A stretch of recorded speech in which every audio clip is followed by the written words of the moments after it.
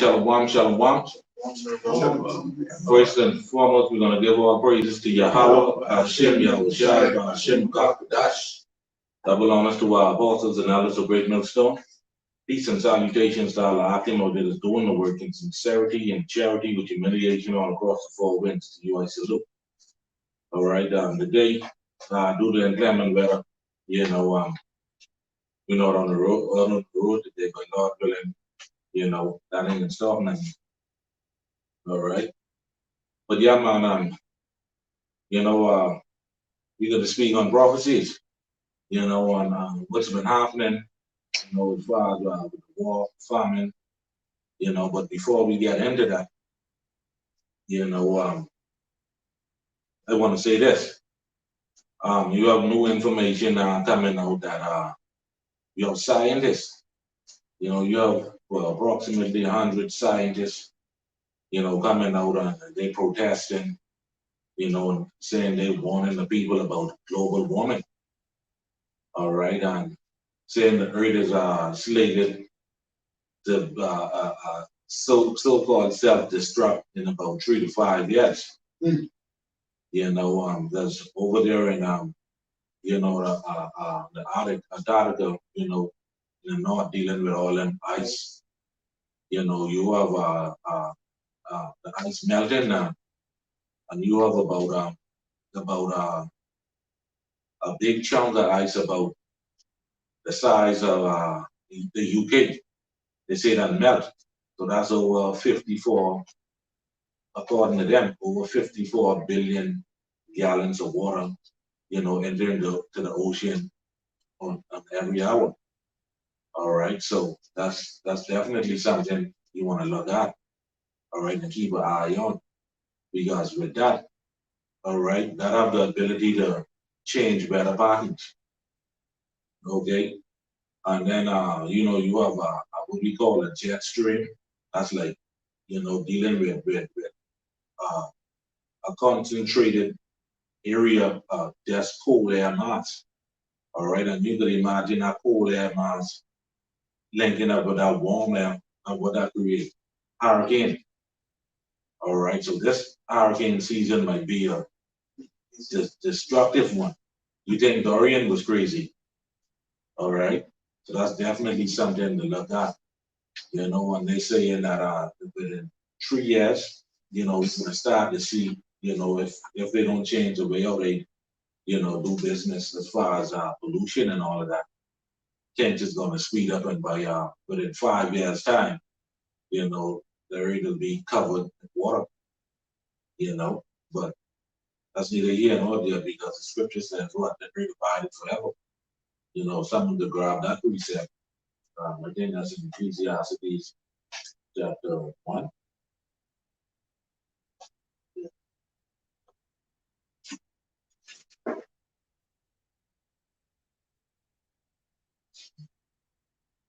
Ecclesiastes 1, 4. Ecclesiastes 1 and 4. One generation passeth away, and another generation cometh, but the earth abideth forever. Right, see that the earth abideth forever. Now we know about global warming, and we know about the ice melting. That all that ice melting, and being poured into the ocean. Obviously, you're gonna have, water, high rise water. All right, so that's definitely something to look at. And you just go ahead and do your own research as well. All right. But with that being said, we're gonna speak now a little bit on uprising of the people. All right, and inflation. Okay, so we get a quick article here that we're gonna go into. God willing, to be edified. Says here, regionalnewsbreak.com. Inflation could lead to civil unrest, warns experts. British journalist and financial expert Martin Lewis recently warned that the rising cost of living could lead to civil unrest. We need to keep people fed. We need to keep them warm. If we get this wrong right now, then we got to the point. Then we get to the point where we start to risk civil unrest. Right. When breadwinners cannot provide, anger brews and civil unrest brews, and I do not think we are very far off. Right. You see that? Right. Because when you look at the high cost of gas, fuel, energy, all right, and that's directly linked with food. And when a man can't provide for his family, what do you think can happen? All right, and all this is documented in the Holy Scriptures. All right, but let's read on some more, brother. Martin's comments about civil unrest have a troubling historical precedent. Bread riots have a long history in Egypt, for example. After economic changes resulted in higher food prices, there were violent protests in 1977, resulting in dozens of deaths. And during the Arab Spring of 2011, a popular slogan at rallies was bread, freedom, and social justice. Over the past few months, protests have become more frequent around the world due to shortages and rising inflation. Quoting an article published by CNN, unrest in Sri Lanka, Pakistan, and Peru over the past week highlights the risk.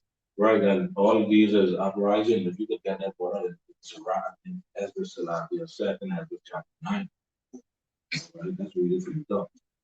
All right, but read that food again from the top, brother. Unrest in Sri Lanka, Pakistan, and Peru over the past week highlights the risks.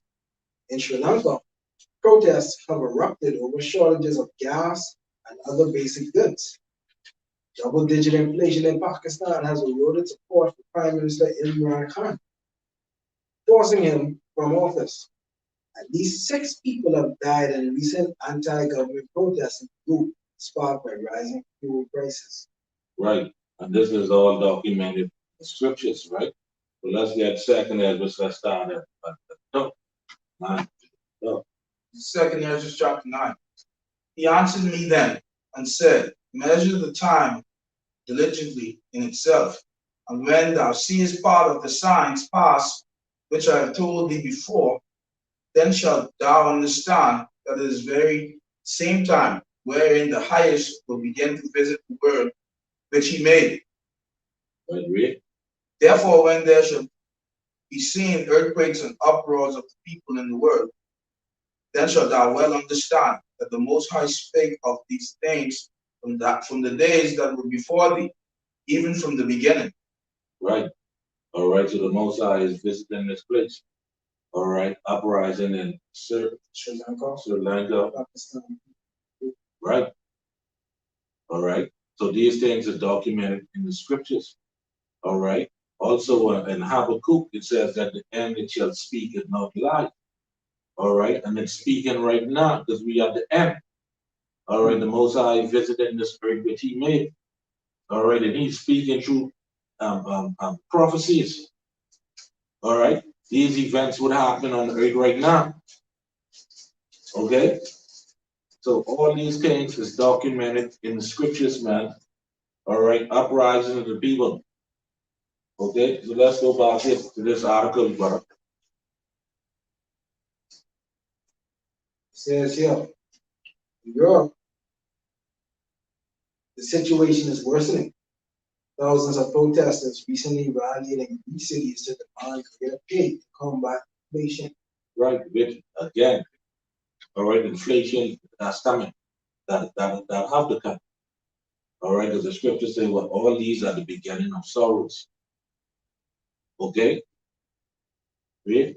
Meanwhile, French presidential race is narrowing, with Marine Le Pen promoting policies to lower the cost of living.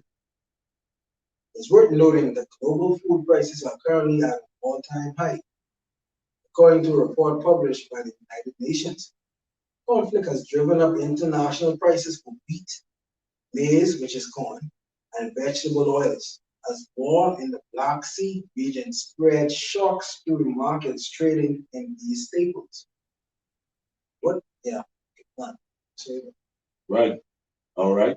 Now, all of this, again, is documented in the scriptures. So when you see a man can't provide for his family, All right, what you think gonna happen? Okay. Now let's jump to second Ezra chapter 15. Let's start with 14, bro. Okay. Because these people out here, they see us, they see us teaching, they scoffing and talking shit, but they don't have the slightest idea as to what's going on. Second Ezra chapter 15, start at verse 14. Woe to the world and them that dwell therein. Right. You see, woe means destruction. Destruction and calamity, evil time to the world and them that dwell therein, to the people who living under the sun, who living on the earth. All right, so hard times is coming. Evil times. All right. Bad times. That's what evil means. Bad times. Bad times is coming. All right. Thus said the Lord. Because according to Isaiah chapter 55, the Lord said, what? His word go out, and they ain't gonna return to him void. All right, and he's a man that he cannot lie. So these things are gonna happen, and it's happening. I mean, not because it ain't reach here on our front door. That ain't means it ain't gonna happen. It's happening around the world because it's going to start happening here as well. All right? Read on, brother. For the sword and their destruction draweth nigh, and one people shall stand up and fight against another, and swords in their hands. Right? Read on, brother. For the swords and their destruction draweth near, and one people shall stand up and fight against another, and swords in their hands. For there shall be sedition among men, and invading one another. They shall not regard their kings nor princes, and the cause of their actions shall stand in their power. Right, and that's the civil disobedience now. Civil disorder. All right, if you could go back to that article, brother. All right, if you could. Right. Says, civil unrest, right? We get this wrong right now, then we get to the point where we start to risk civil unrest. Right. Read. When breadwinners cannot provide, anger brews, civil unrest brews. Right. Do not think we are very far off. Right. All right. Now you go ahead and read that again, and as we just read about. For that be the 16. Right. For there shall be sedition among men, and invading one another. They shall not regard their kings nor princes, and the cause of their actions shall stand in their power. Right. That's the civil unrest that this is speaking about now. All right, because if I can't eat, guess what? I can do what I got to do. I can do what I feel is right. All right. And I ain't gonna be listening to no government. I ain't gonna be listening to the powers that be. This is all the scriptures are saying. All right. So now what we're gonna do, we're gonna look up civil unrest, civil disorder, all of that. It's the same thing. Are you going to the word civil unrest? It's likened under the word civil disorder, also known as civil disturbance or social unrest. There's a situation arising from a mass act of civil disobedience in which law enforcement has difficulty maintaining their authority. That's it. So people doing what they feel is right. Just like second as you say, and that's happening where in Sri Lanka, where Peru, Pakistan, happening right now as we speak. All right, and it's coming here too. Don't think it ain't coming yet. You only one evaluate. We look at it, the scriptural standpoint too. There are civil laws inside the scriptures. And the reason how we have a civil disorder within this world is because this world don't follow the scriptures. Yeah. See? All right.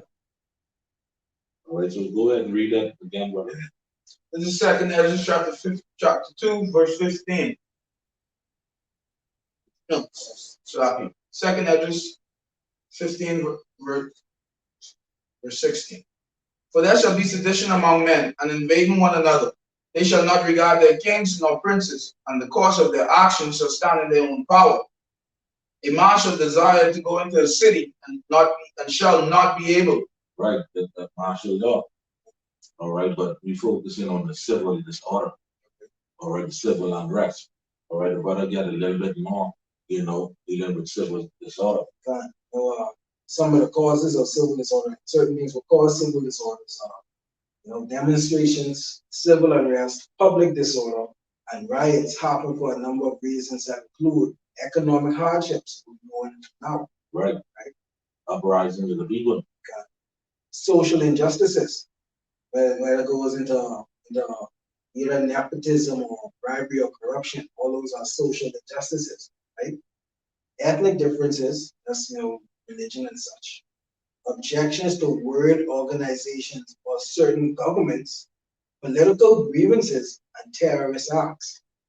See, all these are different causes of civil disorder, but the one we are focusing on now is the economic hardships. Yeah. And the economic hardships are very present now because they watch a video, one of the brothers posted a video earlier, whereas they paid $40 for a small piece of fish. Yeah. And you see, they call it snapper, right? But they wasn't even snapper, it was browns. Right. You see? And this is paid $40 for 4 fried. You don't even get no bread with that, no macaroni, no nothing, just 4 little piece of fish for $40. Yeah. That's unheard of. It's like things going up so high. The fellas right here in Honor State, they sending that fish to Nassau. You can't find fish here. That's what I said. You know what? This is what's gonna cause that civil unrest. You see, there's a price of food so high. All right, which we know that's gonna lead to famine. All right, and speaking, going back to what I said earlier about the scientists, because if you have ice, melting the size of the UK, ultimately that's gonna affect famine because the water level is gonna rise. Ain't nothing gonna be able to grow. See what I'm saying? That's why, hey, some hard times coming, evil times are coming. They have a little snippet here, right? The price of corn in March 2021 was $245.17 per ton. March 2022, the price of corn is $335.53 per ton. That's over 14, let's say a 15% rise in a year. And in May, it's expected to go higher because now in May, June, these are summer months, everybody home, everybody will be consuming more food. Children ain't gonna be to school, whereas they get food from the school, they can be home drinking up all their water or the food or eating up all the snacks. So we could expect these prices to be even higher in the summer. And then during the summer months, the price of energy and the price of the price of energy goes up as well because everybody will burn air conditioning. Right. You see? And now you got to put that along with fuel because when fuel go up, food go up. It costs more to even import these things now. You see? All right, so food is gonna be on the roof. All right. All right, get everything else. All right. All right, with that being said, now we're gonna move and focus a little bit on the centerpiece of prophecy. Speaking a little bit on this conflict between Russia and the Ukraine. All right, but let me say this first, right? For people out there who believe that the Ukrainians are winning this war, if the Ukrainians are winning this war, then why they need assistance from these other countries? That ain't making no sense. You see what I said? The U.S. basically giving them aid as far as military weapons and shit. All right, and they're getting it from other NATO countries. All right, but I say that to say this. Okay, the Russians now telling the U.S. that hey, the U.S. and NATO that hey, look here, if you drop off weapons to these people, those weapons now will become a target. All right, so ultimately, this is going to lead to direct military conflict between Russia and the U.S., as prophesied in the scriptures. All right, so I get this article. All right, I get this article where Russia says they would threaten the U.S. with direct military confrontation. All right, with the Ukraine. All right, we've been saying that since this thing is going to kick off. All right, we've been saying that. Well, the U.S. was trying to stay away from direct conflict with Russia. Well, now we see that ultimately that's going to happen. You know, Russia and the U.S. showdown. It couldn't have been avoided. Right, it couldn't have been avoided. All right, so basically, you know, this is going to manifest itself in Russia attacking America. All right, there's no way around it, like the brother is saying, and this is all according to the will of Yahweh Bahashim Yahweh Shai. All right, yeah, man. So let's get this article. It says here, Russian ambassador warns of direct military confrontation with U.S. Right. So that's basically Russia flexing their muscle, you know, and poking finger. But when you look at it, okay, when you really look at it, the U.S. and NATO, them, you know, they poke at the bare foot, you know, and that's what happened when you poke at a sleeping bear. Eventually, he's gonna damn get up and come out of hibernation, all right, and then he's gonna attack you. You understand? So basically, when we go into the article, you can see Russia really ain't having no headache. All right, they ain't really checking. All right, he basically letting them know that look, you arming our enemies. We're gonna basically take them. That's it. All right. But again, this is all done through the will, through the spirit and power and the will of the Most High. All right. So let's go ahead and read down this article, brother. Oh, there's a saying that says, a friend of my enemy is also my enemy. Mhm. You see, if America is a friend to Ukraine, Mhm. and Ukraine is so-called an enemy to Russia, then that ultimately means America is Russia as well. Right. It's done. And that do, man, even though it is so much information coming out. All right, I see in a video where you have the Ukrainians, civilians, they happy and they feeding the Russians. So See what I said? so it's more or less it seems as though this is all about us to get the US That's to it. get away from the US. That's it. Because they know the US couldn't help but get involved inside. Because you know they like to stick their nose in people's business. That's it. All right. You got it, brother. This says Antonov says Western actions are provocative. It says yeah, Anatoly Antonov, Russia's ambassador to the United States of America, has warned that the current action of Western nations in relation to its country's war on Ukraine could be leading towards a direct military confrontation between Russia and the USA. Antonov believes that the support being received by Ukraine from the West is escalating the crisis and hinted that the consequences of such policies continuing or being stepped up could be severe. Right. Because that's gonna lead to direct military conflict because this if I catch you arming my enemies, what are you supposed to do? Let you arm my enemies? No. See what I said? So ultimately if Russia down basically bomb them or kill them off, then that can pull them into the war. You see what I said? All right. You can't say, well, man, that's like America throwing rock and putting their arm behind their back.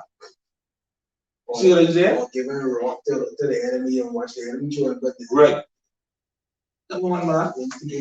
They instigating that. All right, and the Most High, this is what he want. I mean, like I say, people study the Most High, you know, hand down with the Edomites. All right, because he say in his word in Ezekiel 38 that he's against God and made God. You understand? So he putting the spirit on them to do this. You see? All right. We know about it. Western states are directly involved in the current events as they continue to pump Ukraine with weapons and ammunition, thereby inciting further bloodshed, Anatol told this week. That's it. You see that? All right. So when you look at it, Russia then basically take out all Ukraine weapons and shit. That's it. All right, this war could have been over a long time, but the U.S. along with NATO, you know, keep flicking, putting them, giving them, arming them, you know, giving them weapons and shit. All right. You start with one deception, the only way you can continue to resolve that whatever deception. Go with another one. Continue with an even greater deception. Okay, or one lie you start with, you cover it up with another lie. That's all the US, you know, is being found out and be exposed, and then they will be known to the world, and the world will eat it. The world will, this will from across the world turn against you or the part of that. That's it. The scripture says you're gonna come down and sit in the dust. All right. You're gonna raise the spirit and make that die. Yeah. You're gonna expose it. All right, and we're doing it right now through the spirit of the Lord, according to 2 Thessalonians. All right. You got something, brother? You want to finish? Yeah. Oh, you remember that video some time ago? What happened on the island with that shooting, right? Where the two men was having an argument inside the road. Right. And the next they walk up behind the next one and give him the gun. Right. And when he in turn shoot the fellow who he's arguing with, he run off. And the two of them get locked up. That's it. You get locked up because you hand him the gun. He get locked up because he did the shooting.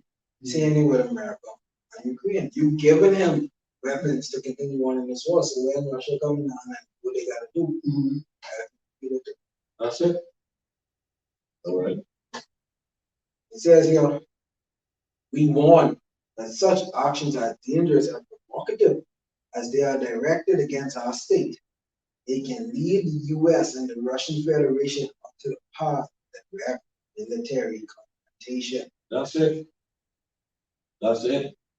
All right, because what they're doing, man. Now you see Finland, Finland. I think they send you the article. You have three other countries, but on the border of Russia. You know, they're saying now that they're getting ready to join NATO. All right, you know what Putin said? Y'all join NATO. He using nuclear capabilities. You understand? Because now you down putting nuclear weapons all around this man's backyard. Yeah. You see what I'm saying? So he have to defend himself. You can't blame him. That's a trap. That's a threat. You see? And Putin ain't having it. Okay? Right now, the US, they're scared that Putin ready to use shit. They say it's a low calibrated, something like that. I think they say it's a low calibrated nuclear weapon. So even if they use it, all right, the fallout from that, they wouldn't feel the effect because you know they're right there on their border. I say, no calibration, Right. no impact. Right. All right. So the impact from that will only be felt within our country. All right, because the brother Yasha one and they going into you know, the different effects from when the nuclear missile hit ground zero. Yeah. You know, all that radiation would be within that crater and within the air. But with this one with Putin using, it'll be just like right, it'll be isolated to that particular country. All right. So this is what Putin threatening to use, you know, if these countries join NATO. All right. Again, all this is prophesied in the scriptures. You know, brother. It says here, any supply of weapons and military equipment from the West or form and transport convoys through the territory of Ukraine is a legitimate military target for our forces. That's it. So meaning they going after that. You putting yourself in harm's way. All right, that becomes their priority. See what I said? All right, because the Ukrainians, they ain't have no weapons to fight back. All right, and you arming them so they can destroy you. Whatever convoy they see, they have all rights. That's fair game. All right. It says here, USA and Europe have been at the forefront of the efforts to support Ukraine's military efforts without becoming directly involved.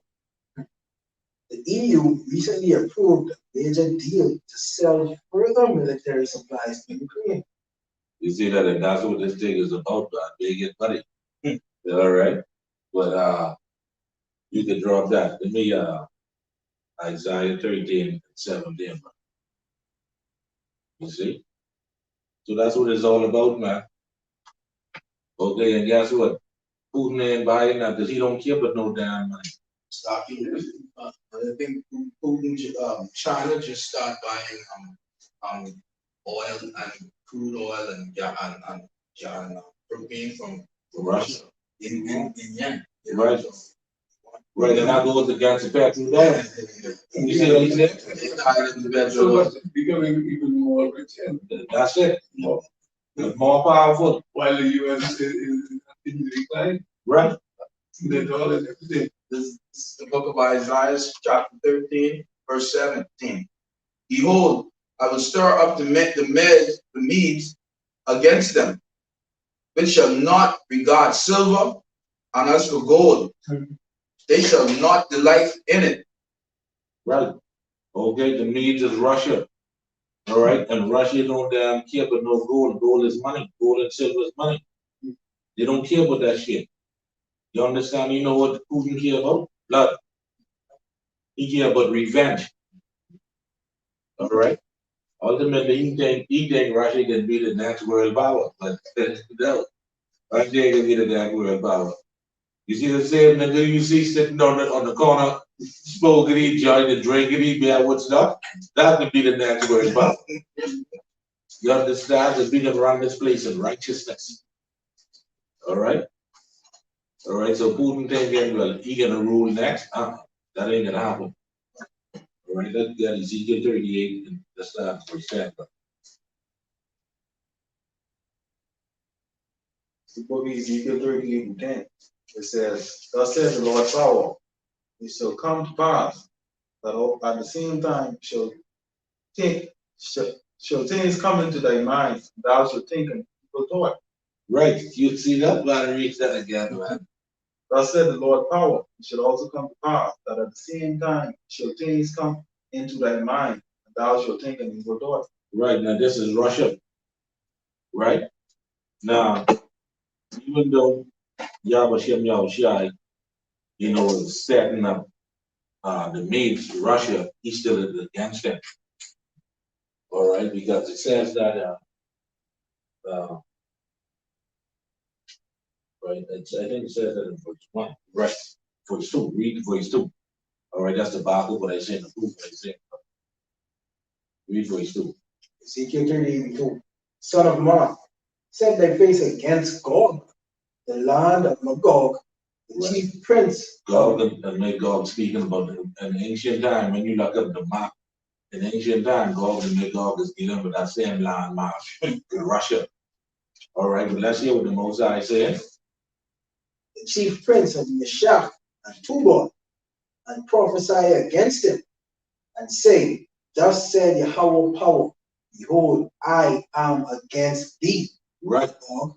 Right. So even though this evil thought come into the mind, and you know what that evil thought is? I can nuke everybody in the US. That's what that evil thought is. Even though the Mosai set him up to do that, the Mosai still is against him. Yep. You know why? Because he's the damn devil. He's still an Edomite. You understand? All right. Now you can read for his stand again, brother.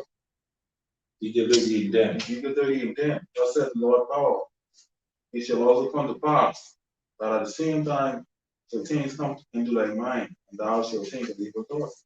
Right. So the Most High is putting this evil thought in Putin's mind, say, look here, I can nuke these so-called innocent people over there in Babylon. All right. They can destroy this place. Right? Verse 11. Yeah, verse 11. Verse 11. And thou shalt say, I will go to the land of unwalled villages. I will go to them that are at rest, that dwell safely, all of them dwelling without walls, having neither bars nor gates. Right. Meaning they ain't got no damn defense system. You understand? All right. So this is what he's talking about. Speaking about Babylon, aka America. All right. And what is happening here? We are witnessing the predator become a prey. All right. Babylon, America ain't as strong as it used to be, you know. All right, ain't as strong as they used to be. Yeah. Because I read an article a couple of weeks ago. Russia says straight and plain, but we have the capability to put America in their place. You see right there? And just the other day, yeah, India make a parody about the Yeah. president and the vice president. That's it. That was under India would never think to do something like that. That's it. Everybody get food from Russia. That's it. Man, these other countries was hoping and was waiting on Russia to do this. You know, they think when the US put them sanctions on, yeah, and other countries going along with it. But on the other mind, they was happy that Yeah. That's it. See? Yeah, man. All right. So it ain't nothing, you know, America could do, you know, to stop Russia from coming against it. All right. Because at the end of the day, this is all prophecy. All right. This is all prophecy. Yeah. Yeah. All right. All right. With that being said, we can move to another centerpiece of prophecy. Oh, yeah, yeah, yeah.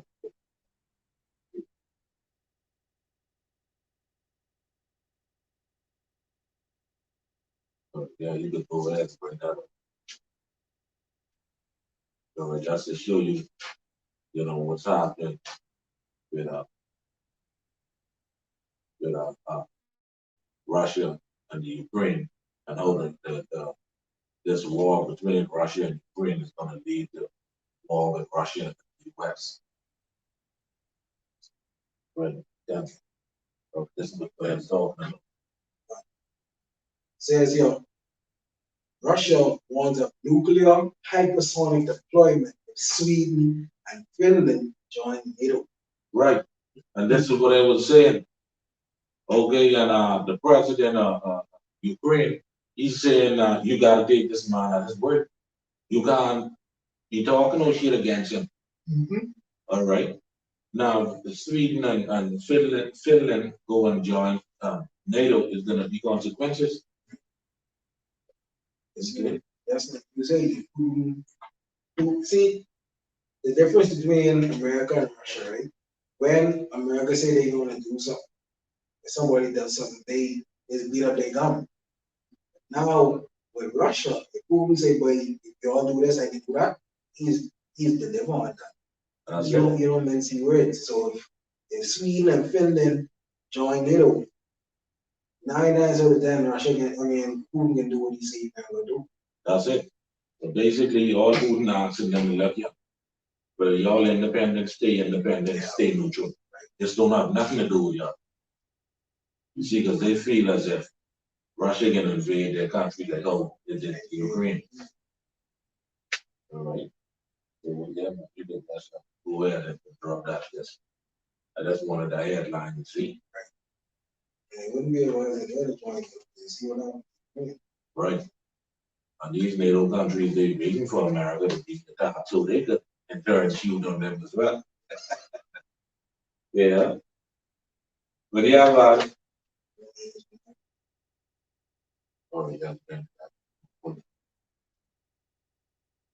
yeah, man. So on the next piece of prophecy, what we're gonna touch on, farming.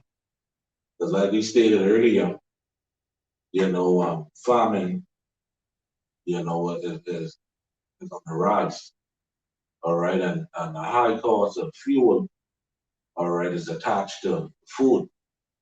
Okay, so yeah, man, farming is here. All right, and for months now, we've been speaking about, the many plagues that Yahweh, Bahashim Yahweh Shai is going to bring on the earth. All right, where all hell is going to break loose. And one of these many plagues that we speak about, and we're going to speak about it again, is the plague of famine. All right, so we're going to read the headline of this article, all right, uh, with this statement that the President of the United States made. All right, so let's read the headline, brother. What Biden warns of real food shortage following sanctions on Russia. Right. You see that? So what Biden is doing here now, he's blaming this whole thing on Russia as to why food shortage is going to happen. But in reality, the supreme power, Yahweh, Bahashim Yahweh Shai, he's responsible for this. All right, because the Lord said that this would be one of the signs, that would lead to his second coming. All right, and he mentioned that famine would be one of them. All right, like when I talk to the brother Desire One, he always speak about the great pains. All right, so this is one of the great pains as well. Okay, so let's get the book of Matthew chapter 24, verse 3. All right, what you got to comment on? All right. Shalom, brother Yabba Shem Yoshai Barakatah. All right. Yeah, Matthew 24, verse 3. Matthew 24 and 3. And as he sat upon a Mount of Olives, the disciples came unto him privately, saying, Tell us, when shall these things be? And what shall be the sign of thy coming and of the end of the world? Right. Speaking about the times we're in right now, the times that will lead, to the second coming of our Lord Yahweh Shai. All right. So the disciples were saying, Lord, tell us, of what some of the things, that's going to be. Let us know. All right. So the Lord is going to say this now. He's going to tell them. Let's jump down to 47. 47. For nation shall rise against nation. Right. Nation against nation. Speaking about what? Uprisings of the people, race wars, class wars, civil war, civil disobedience. Disorder what we just gone into. All right. The lack of bread. All right. Lack of bread what made no food. Right? And the thirst for water. Read, brother. Kingdom against kingdom. Kingdom against kingdom, which is going to lead to what world wars with these different countries and nations. Right? Read. And there shall be famines. Famine, which is a lack of food. All right. And the thirst for water. Read. And pestilences. Earthquakes. Pestilences. All right. Now the brother speak about you have this new disease running rampant over there in Florida. All right. Which you could bring that out later on. Okay, pestilences, which we have, we have that thing. You have this, that, and the different variants that is attached with that. All right, read. Earthquakes in diverse places. Right, and earthquakes, and just here, 2 days ago, you had a whole heap of earthquake in one part of the earth. All right, earthquakes happening all the time. I think they had a couple of earthquakes now. Right. Been doing what 700 years, they say. Right. There were a bunch of earthquakes happening. That decided they drop. They folk. That's it. All right. Read, brother. All these are the beginning of sorrows. Right, it says all these are the beginning of sorrows because what? We had the wars and rumors of wars. All right. We have the pestilence, which that's going on now.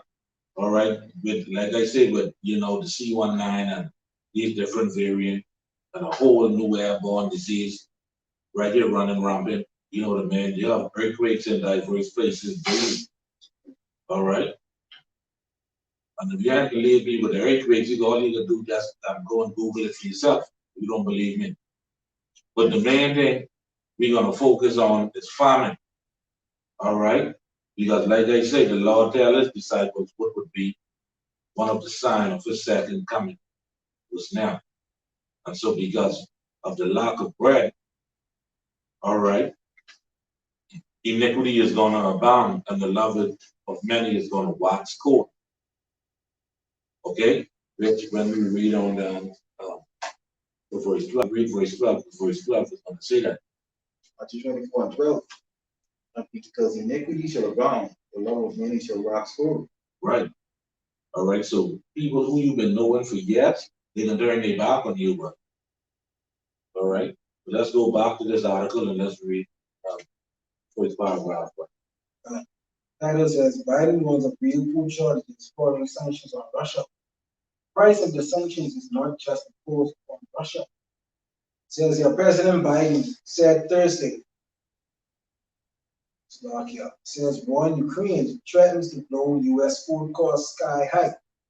Experts say American shoppers will begin to see higher grocery bills as the war in Ukraine threatens global food supplies. President Biden said Thursday that a food shortage is going to be real following the sanctions that were placed on Russia by the U.S. government, by the U.S. government as a result of Russian President Putin's invasion into Ukraine. Right. All right. Famine, right? Which that's gonna lead to famine. Which we've been prophesying and speaking about this Salakia for a minute, for a while. How much videos we do on that, brother? You understand? Now it's here. Read on. With regard to food shortage, yes, we did talk about food shortages. It's going to be real. Biden said during a press conference at a NATO summit in Brussels, Belgium, following a meeting with world leaders. Right. So he's clearly telling you that basically famine is here. All right. But we've been warning you people for how long? All right. We've been warning you people for years. Yahweh Shai made it known to his disciples then. All right. And the men of the Lord, the hopefully elect, we're making it known to you today. All right. We're reporting to you directly from Yahweh Hashem Yahweh Shai because now what? We have the knowledge and understanding of the scriptures and we understand the prophecies. So we're bringing it to you, breaking it down clear. At ABC 1, 2, 3. All right. And we're letting you know that, hey, famine is on the way. All right. So you can hold that, brother, and someone grab the second address, chapter 15. Let's start at 14 again. All right. Book of Second Ezra, chapter 15, verse 14. Woe to the world and them that dwell therein. Right.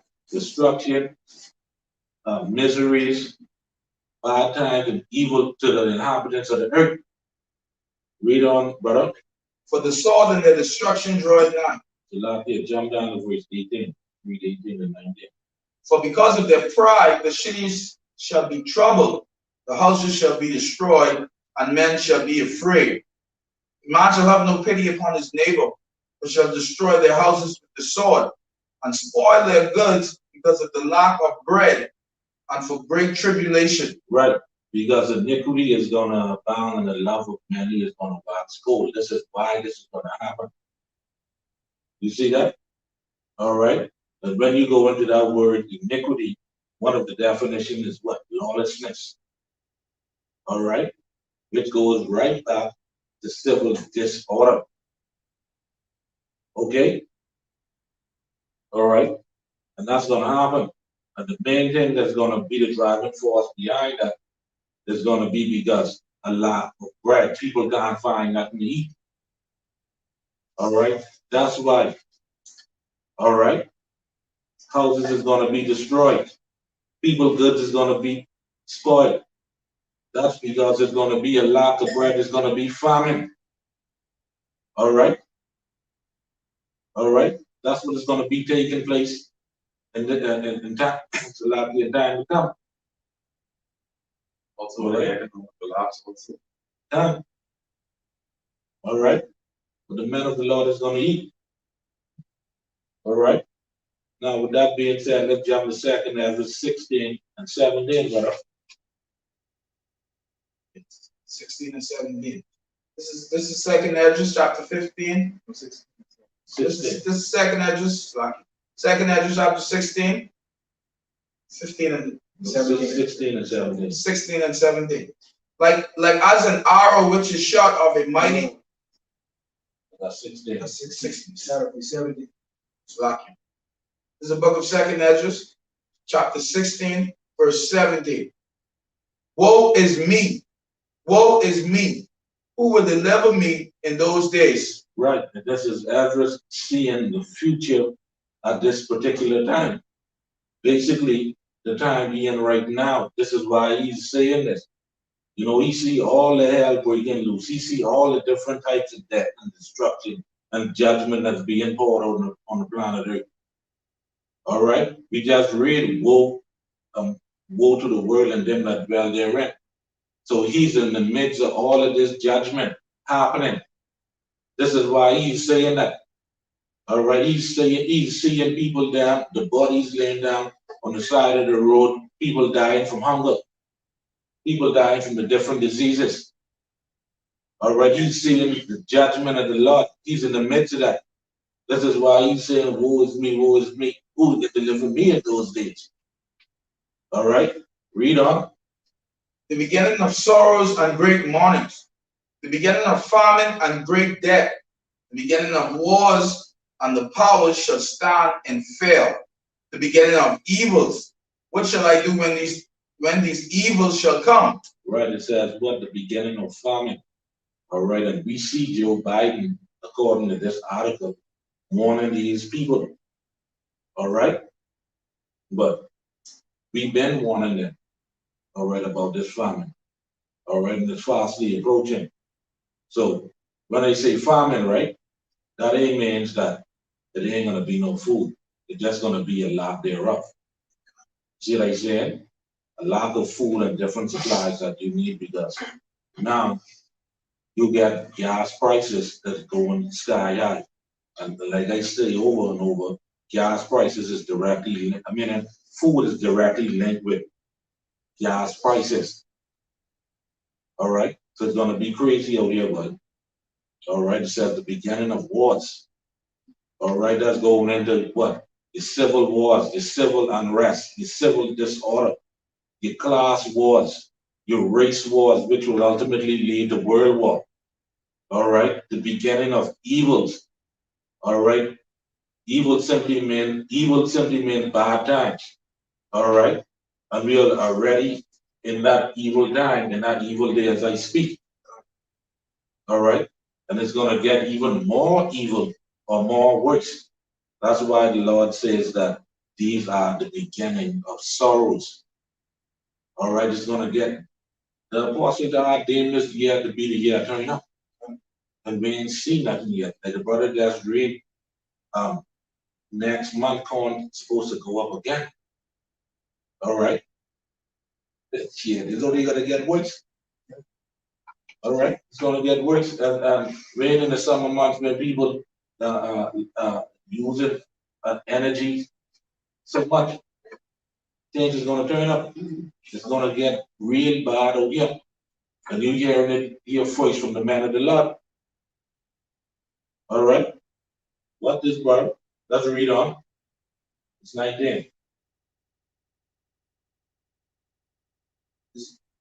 Verse 19. Behold, famine and plague, tribulation and anguish are sent as scourges for amendment. Right. So this famine, along with everything else that's coming, this is for correction for the 2/3 of our people. All right. That's what this is for them to get their mind right.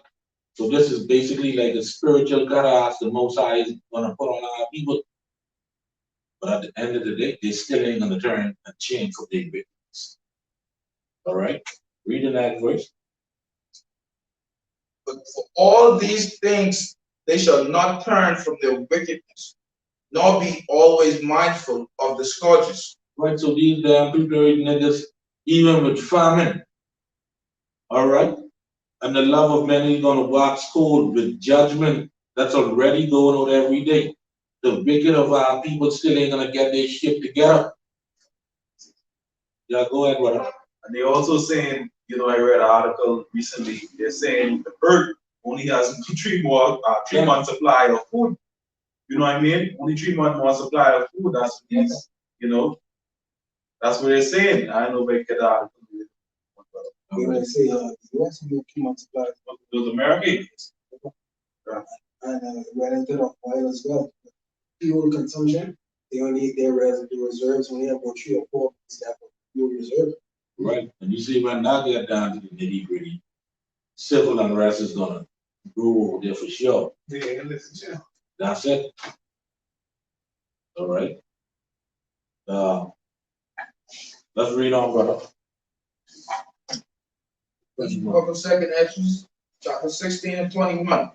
Behold, victuals shall be so good, cheap upon earth, that they shall think themselves to be in good case, and even then shall evils grow upon the earth, sword, famine, and great confusion. Right. For many of right. Right. All right. So even with all that's going on, all right, and they still could find something to eat because victuals simply mean food. All right. They still think that, you know, they're gonna be in good case. Right? But what's gonna trip them up is this. It says, even then shall evil grow upon the earth. You see what I said? So guess what? It's gonna get even more rugged because evil simply means bad times. Right? So these are the people thinking that they have it good, or it's only gonna get worse, man, because you know you still got the sword, famine, great confusion. So that evil times, you know, we are entering into. All right, it's gonna get real crazy out here, but there's more. All right, let's read the next verse, brother, verse 22. Check this out. For many of them that dwell upon earth shall perish of famine, and the other that escape the hunger shall the sword destroy. You see that? So because of this famine, you know, Biden is talking about,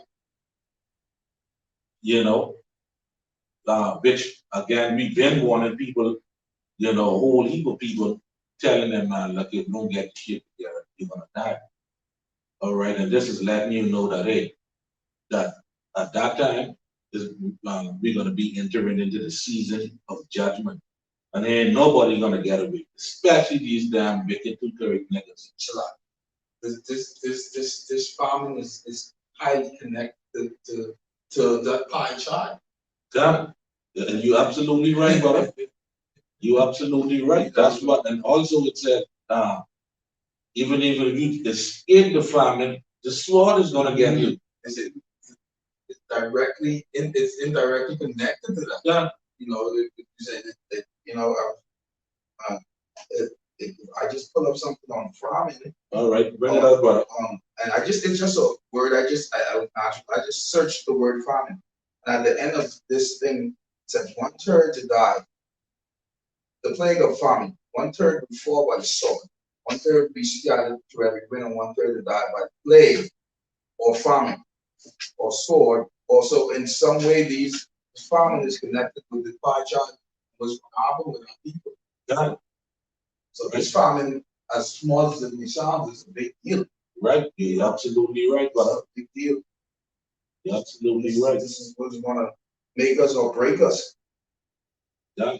These times, and then if you look even more, what does it mean? How are we gonna when this food comes to real rationing? That's when they're gonna bring in this charisma. When they're gonna bring in this MOTB, and then that's how you're not gonna be able to get this food. Right. You know what I mean? So right, they know who's gonna be able to get this food. You know, and so for those who are gonna be able to get it, and then who don't have that, you know, you're gonna be forced to get it. So you're gonna probably, you know, face the sword. You know. Yeah. You know, so when farming hits, that's gonna be a serious time, man. Right, but again, keep in mind everything we read here is for the 2/3 of our people. Lord willing, we be of that hopeful elect number. We ain't gonna see that. All right. All right. Right. Oh, you can bring it up now. Right. The article I wanted to bring up, right? It says the earth has only a 3-month supply of food. If production stops, humanity has nothing to eat in 90 days. It says we are far closer to potential global capitalism than most people would dare to imagine right now. Leaders from all across the political spectrum are openly warning us that a worldwide food crisis is coming. But when people in Western world hear of such warnings, most of them assume that it will just be something that affects poor people in Africa or Asia. Unfortunately, that will not be the case this time around. We are truly in unprecedented territory, and we're going to see things happen in the months ahead that would have been absolutely unthinkable. Done. That's it. All right. Now, the earth only have a 3 months of food supply. I mean, I really know where they got that number from. You know how Esau go? You know, but yeah, man. Everything's engineered. Right. Right. All right. Yeah, man. And the things what the brother was going into, how this farming is directly connected to the pie chart. And then if you wanna eat, you know, take the Karagma, right? But I can say this too, right? We also have some secret disciples out there who's watching and learning, right? Who don't want to come out, who don't want to show their face, all right, and come out on the highways to warn the people. Guess what? You're gonna be judged too. All right, you're gonna be put to death as well. You know, we the hopeful elect. All right, we ain't got nothing to worry about. Lord willing, we be a part of that number. All right, we only got to do what's pleasing to Yahweh Shem Yahushai because He's gonna take care of us. All right, because the scripture say what? If you know to do good and don't do it, that would be a covenant of sin to you. All right, so having this knowledge and sitting on it, right, you're gonna damn enter into the same judgment with these 2/3. Also, second Revelation, the 9th chapter say, and everyone that should be saved should be able to. Everyone, if I can bring it out quick, bro. You know what I mean? That's what you know what I mean? Come just common board people out there, you have this wisdom knowledge and understand, get scared to come on highways and edges. This is our second Edges 9 and 7.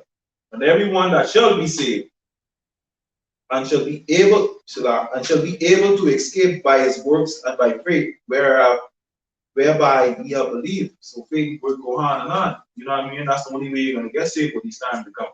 You know what I mean? Done. All right, so let's get Job 5:19 now.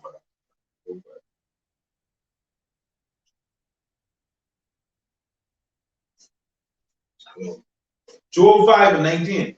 And he shall deliver thee in 6 troubles, yeah, in 7, there shall no evil touch thee.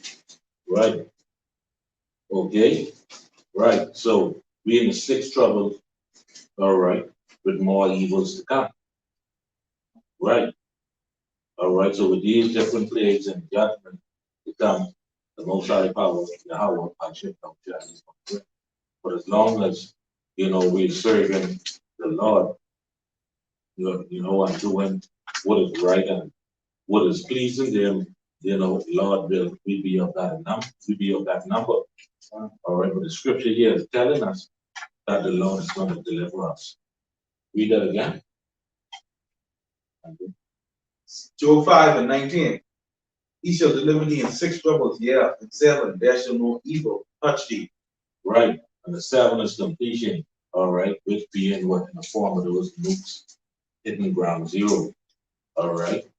And for more on the effects of the nukes, you can check out the brother Yahshua on them videos here, and that's not so. They go into that and break that down. All right. Let's read on. Verse 20. In famine he shall redeem thee from death, in war and from the power of the sword. Read. Thou shalt be hid from the scourge of the tongue, neither shalt thou be afraid of destruction when it cometh. Right, because why? Destruction is on its way. Okay. Read on. a destruction and famine, thou shalt laugh. Neither shalt thou be afraid of the beasts of the earth. Right. So this is telling you that the Lord is gonna be with his elect men. All right. So Lord willing, we be a part of that number. We ain't have nothing to worry about. The only thing we have to do is continue to trust in Yahweh, Shem Yahushua. Put all our faith, everything. All right, put our all in all. Let's get Psalms 37:18, brother. All right. What's this? The Psalms 37:18. The Lord know the days of the upright, and their inheritance shall be forever. Right. This is speaking about the elect. All right. Read on. They shall not be ashamed in the evil time, and in the days of famine they shall be satisfied. All right. So again, this is letting us know that evil time is speaking about famine time as well. All right. So the Lord got us, man. We ain't got nothing to worry about. But you niggas, y'all could be a y'all Lord, boy. Y'all could be a y'all Lord. All right, well, let's just make that clear. Lord willing, and pass it on to one another, brothers. Right? Let's get Isaiah 65:13, brother. All right. When I say them niggas is gonna be on their own, I mean that. Yeah, that's all right. Check this out. All right, Isaiah 65:13. Therefore, thus said Yahweh power. Behold, my servant shall eat, but he shall be hungry. Behold, my servant shall drink, he shall be thirsty. Right? Behold, my servant shall rejoice. Not here, right? Read verse 13 again. Therefore, thus said Yahweh power. Behold, my servant shall eat, but he shall be hungry. Behold, my servant shall drink, but he shall be thirsty. Behold, my servant shall rejoice, but he shall be ashamed. John, all right. So the 2/3, the wicked of our people, they're gonna be hungry. You see what I'm saying? But I guess it's question all the time with people why they always ask why is it only why only you guys are getting it? Why only you here? I want to read Matthew 13 and 10, 10 and 11 for these guys. That's 9. And it says, who are heirs to hear, let him hear. Right. And the disciples came. Whoever has to hear, let him hear. Obviously, we have two words speaking about understanding. Who are heirs to hear, let him hear. And the disciples came and said unto him, why speakest thou unto them in parables? And 11 says, he answered and said unto them, because it is given unto you to know the mysteries of the kingdom of heaven, but to them it's not given. That's clear as day. That even need no bring that up. That's it. And Lord Yahweh shall cold in while. But yeah, man, going back to us eating, Lord willing, like I say, we're gonna be a bad number, we're gonna eat. But the 2/3 of our people is gonna be hungry. All right, but the elect, the servant of the most high power, Yahweh, is gonna eat during the time of famine because he got us. All right. All right, if the most high, a clear example of that is when we read, I think it's 2 Kings 17 or 1 Kings 17, with Elijah, okay, when the Most High had it whereby the raven going and bring him cooked food. You understand? That's a clear example of that. And if we as servants of the Most High, you don't think he can take care of us? All right, the scripture says what? For the things that are written, right? Already for our learners of the same way, oh, you take care of Elijah, he's going to take care of us in this time. I said, did ever any trust in the Lord who was confounded? That's it. Even Habakkuk gave food to Daniel. Done. Habakkuk, right? All right. Behold, my servant shall eat.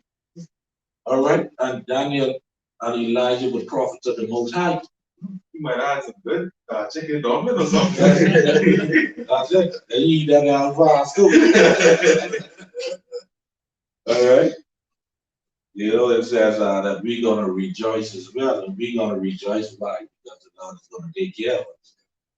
All right. Read it anyways, brother. What the yeah. Isaiah 65:14. Behold, thy servant shall sing for joy of heart, but ye shall cry for sorrow of heart, and shall howl for vexation of spirit. Right. Yeah. So see that? Behold, my servant shall sing for joy of heart. Record the out, shout it. But ye shall cry, all right, for sorrow of heart and howl for vexation of spirit. Why? All right, because they're gonna be the ones fall to one of many plagues that the Lord is gonna bring upon the earth. All right, and the main one we going into is the plague of famine, which we know that's ultimately judgment. All right. So yeah, man, the Lord is gonna feed us hopefully elect. Lord willing, we be a part of that number. All right. So again, if you're doing any wicked shit, get yourself together because we ain't in no time. All right, to be slacking. All right, that's the Most High seek you out for that work. All right. The Lord willing, that was edifying and serve the purpose. All right. Yeah. Or switching up. Lessons edifying as always, I want to do a quick exaltation. See, take it from faith. See, different accounts of faith, different examples of faith. Because it's one thing to know the prophecies and the things that are about to happen. What will you do when those things will happen? See, same thing like the brother brought in the book of Edges. It says, "What shall I do? And those evils shall come." The only thing you really can do in those times is have faith. Have faith in Yahweh Hashem Yahushai, because he ain't nothing else can save you. Carnal means ain't can save you. Gold nor silver can save you. Guns ain't can save you. Shoot, your wife, your mother, your father, your sister, your brother, they can't save you. The only person who could save you is Yahweh Hashem Yahushai, and you have to have that faith and believe in that, right? When we look at Sirach chapter 2, it says, "My son, if thou come and serve the Lord, prepare thy soul for temptation," right? With those temptations, in order for you to prepare for those temptations, we need faith to prepare you for those things, because we're coming into a time where as nobody have ever seen before. No amount of physical or carnal preparation could prepare you for it, because you don't know what you're preparing for. But faith, nonetheless, prepares you for any and everything. When you trust in Yahweh Hashem Yahushai, when you have faith inside him, even if you have a faith, the grain of a mustard seed, it can move mountains. See? And we have to bear in mind that faith is something that's tangible, right? Yeah. That's it. See? All right. Faith is something that's tangible. You see, faith is something that you can't really see. You can't even really touch it. That have to be in you. That have to be within you, right? So let's go into a couple of examples of faith. We got So before I bring up verse 1, I'm going to read verse 6 because, we speak about faith. But we got to have faith, right? This is Hebrews 11:6. It says, but without faith, it is impossible to please him. So it is necessary that we have faith. For he that cometh to the Most High must believe that he is, and that he is a rewarder of them that diligently seek him. So you got to have faith. If you don't have faith, you can't please the Lord. What could you carnally do to please the Most High?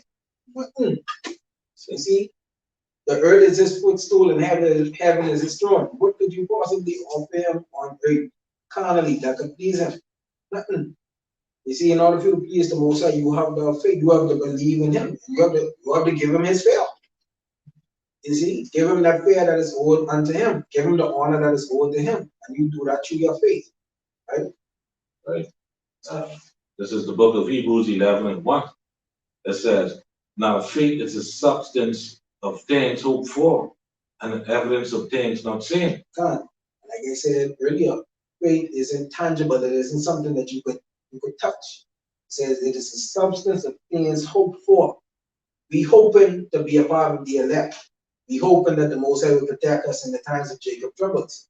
We hope that we would have food, water, and all the other necessities that we need to make it through in those times. Yeah, the scripture tells us that my servant shall eat, my servant shall drink, my servant shall sing for joy. But it tells us that, but you have to have the faith to believe that. You see? Amen. All right. Yeah. All right. That's 75%. You know, you have to have the faith to believe those things that it's gonna happen. Because when we go to James chapter 1, right? When we go James chapter 1, we start at verse 6, right? James 1 and 6. All right, Let's start at verse 5. all right, this is James, this is the book of James 1 and 5. It says, if any of you lack wisdom, let him ask of the Most High, that giveth to all men liberally, and upbraideth not, and it shall be given him. But let him ask in faith, nothing wavering, for he that wavereth is like a wave of the sea driven with the wind and tossed. God, so when you ask the Most High for these things, when you ask the Most High to give you faith, you have to ask for that unwavering. That's like you brought out the account where Elisha asked for a double portion of what Elijah had. He had faith that the Most High would have granted it to him, and it happens so. Many times us who in this truth, we find ourselves, we don't know how we can get over it. We don't know how we can pay this bill. We don't know how we can do certain things. But because we have faith in Yahweh Bashim Yahushua, he delivers it. He delivers us from it every single time. See? And the scripture says to try and have your faith with patience. Right? Patience as a part like quality. There you go. See? When you go to James 1 and 7, we say, but let not that man think that he shall receive anything of Yahweh. You see, that's when you ask for things wavering. That's when you ask the Most High for something, then you say in the back of your mind, but I'm sure you get it. Or if you ask the Most High to deliver you from something, you say, but what if this happened? No, you showing a lack of faith. And remember the scriptures also said that devil never with the whole number. So if you say you have faith, but you have a little tiny bit of doubt inside, mix up with that, ultimately you can fail. That faith has to be pure. See? Let's go back to Hebrews 11. Let's read this too. All right, this is the book of Hebrews 11 and 2. For by it the elders obtain a good report. You know, through faith we understand that the words were framed by the word of the Most High, so that the things which are seen were not made of the things which do appear. God, through faith we understand that the words were framed by the Most High. Through faith we believe that the world is round, is a spell, right? Through faith, you know, every day when we breathe, simple as breathing, we breathe in oxygen, right? You can't see it, but it's there. You see, through faith, when you say, well, you want to do something another day, yeah, we say, Lord willing, but through faith, you believe that you're going to live to see that day to come, right? Which are seen, so that things which are seen were not made of things which do appear. You see? You know. Right, verse 4, it says, by faith Abel offered unto the Most High a more excellent sacrifice than Cain, by which he obtained witness that he was righteous. The Most High testifying of his gifts, and by it he being dead, yet speaking. God, a true faith when Abel offered up that righteous sacrifice, a most excellent sacrifice to the Most High. You know, he believed that the Most High would have given him a blessing. See, Cain just haphazardly offered anything to the Most High, but Abel offered his best. And even in death, Abel spoke from the grave. The Most High heard his cry, the Most High heard his plea, just because of his faith, right? These are just different examples of faith, right? The faith and the works go hand in hand. God. All right, because ultimately this is the law. All right. All right, that even Paul spoke about it, you know, in Romans, but the law of faith, right? verse 5. It says, by faith, Enoch was translated that he should not see death, and was not found, because the Most High translated him. For by his translation he had this testimony that he pleased the Most High. That's true, Enoch's faith. The Most High didn't even want Enoch to see that. The Most High took him himself, was translated because why? The faith that Enoch showed and the testimony that he gave was so pleasing to the Most High. The Most High said, man, I can't let you go through this foolishness on it. The Most High took him. You see? Verse 6. Verse 6. Yeah. All right, verse 6. It says, but without faith it is impossible to please him. For he that cometh to the Most High must believe that he is, and that he is a rewarder of them that diligently seek him. God. And faith is a thing of diligence. You can't be lackluster when it comes to having faith and seeking the Most High. Even the scriptures tells you when it comes down to wisdom, it says wisdom tries you in crooked ways until she deems you necessary. You can bring on that precept. Yeah. So chapter 4.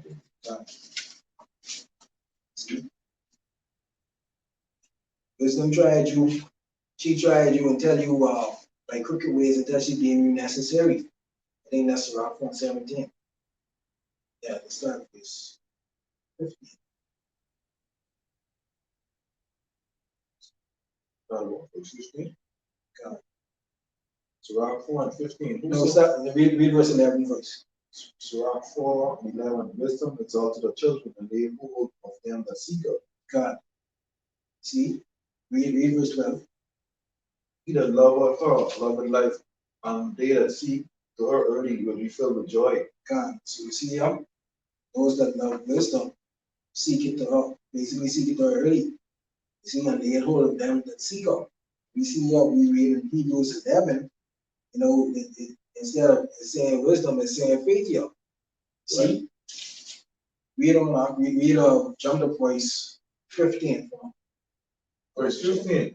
Whoso giveth ear unto her shall judge the nations. He that attendeth unto her shall dwell securely. You know, if a man commit himself unto her, he shall inherit her, and his generation shall hold her in possession. For at the first she will walk with him by crooked ways, and bring fear and dread upon him, and torment him with her discipline, until she may trust his soul, and try him by her loss. Then will she return the straight way unto him, and comfort him, and show him her secrets. God. And that's the same way how faith is. You see? When we read Hebrews 11 and 6, that he is a rewarder of them that diligently seek him. Same way you diligently seek the Most High in faith is the same way how you should diligently seek wisdom. Because wisdom and faith also go hand in hand as well.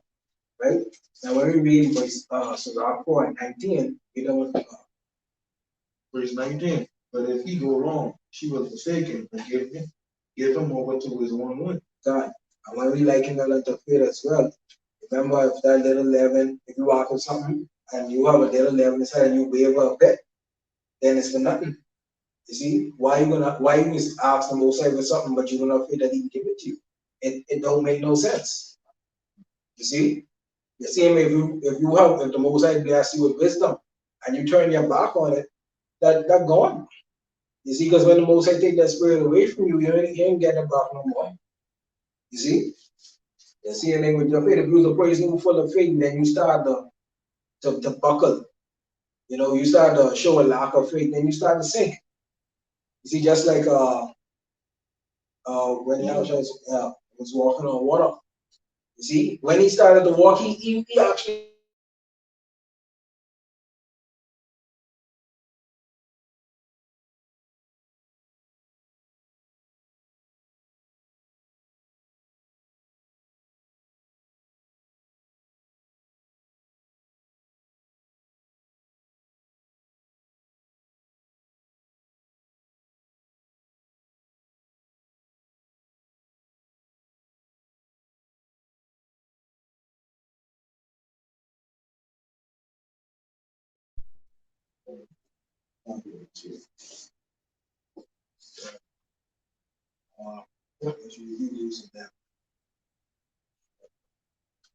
All right, this is the book of Hebrews, chapter 11, verse 12.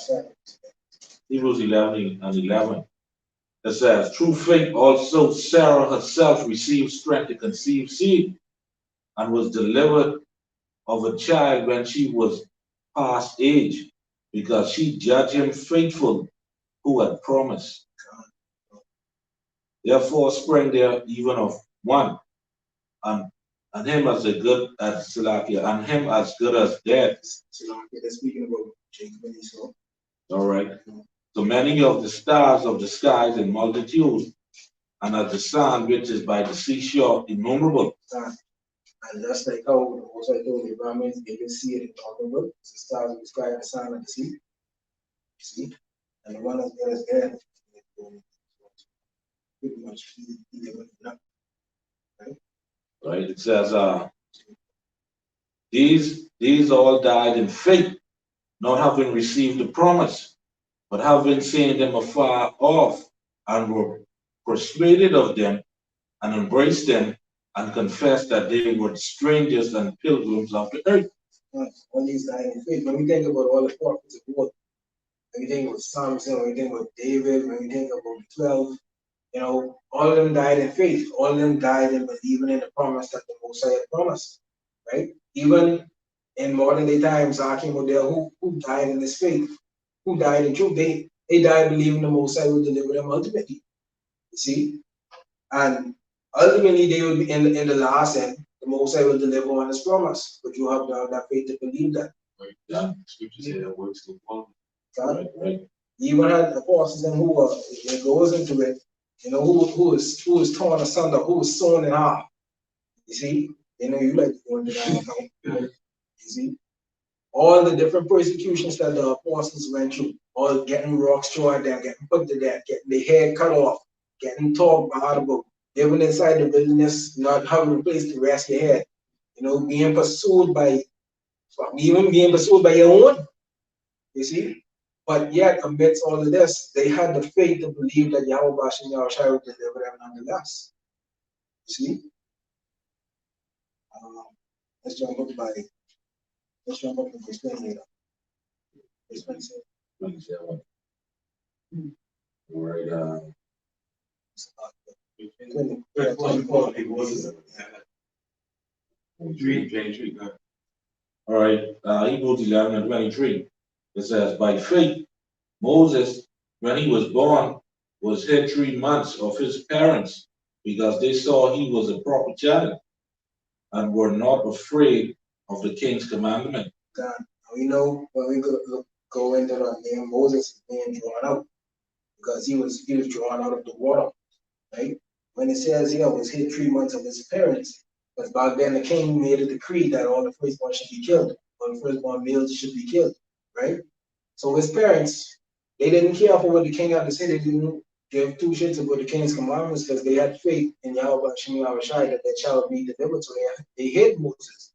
You see, and ultimately the Most High saw it fit that the same king who gave that decree, his daughter found Moses.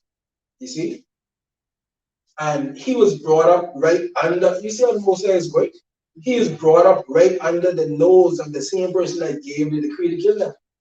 That's something, man. The Most High is yours, your enemies. He prepared the table before me in the presence of my enemies. You see that? Yeah. You don't know. He landed with the Egyptians. Yeah. Right. That's the whole story of the prince of the Egyptian. All right. Verse 24 says, by faith, Moses, when he was come to years, refused to be called the son of Pharaoh's daughter. God. You see that? I'll read verse 25. Choosing rather to suffer affliction with the people of God than to enjoy the pleasures of sin for a season. When we think about that, that's likened unto us now.